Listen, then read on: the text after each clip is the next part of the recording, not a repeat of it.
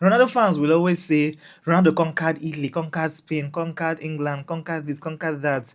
But let's look at this statement. To conquer an area or a field, it means you step into that area or field when nothing was happening. And because of your presence, something significant happened. But throughout Ronaldo's career, all he has ever done is join the best teams in each country and continue a winning legacy they already have. Let's break it down. He was playing at Sporting, which was a top tier team in Portugal, and then he moved to Man United when they were the dominant team in England. In fact, when he joined them, they just won the league and they won the treble just a few years back. So with him in that team, they only continued a legacy of what was already happening before he joined. In fact, even after he left, they still continued winning league titles. They even made it to the Champions League finals just 2 years after he left. So with him or without him, they were still doing good. So how did he conquer? After he left United, he joined Real Madrid, who were arguably the best club in the whole world. They have the most Champions Leagues before he joined, 9. They have the most La Liga titles before he joined. And in the 9 years he spent in Spain, he only won 2 league titles.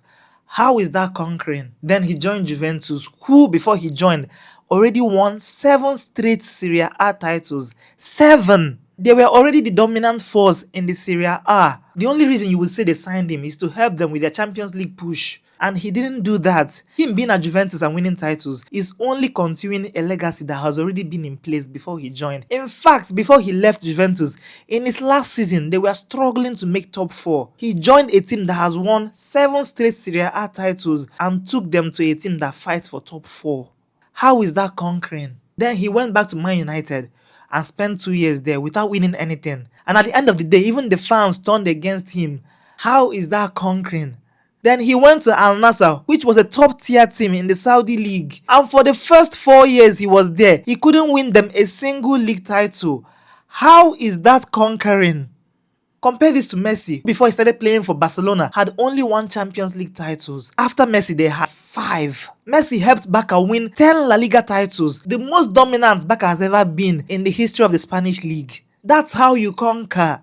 Then when he joined PSG, they just lost the title to Lille. Mind you, PSG had Neymar and Mbappe, but they couldn't win the title. When Messi arrived, they won back-to-back League 1 titles. That's how you conquer.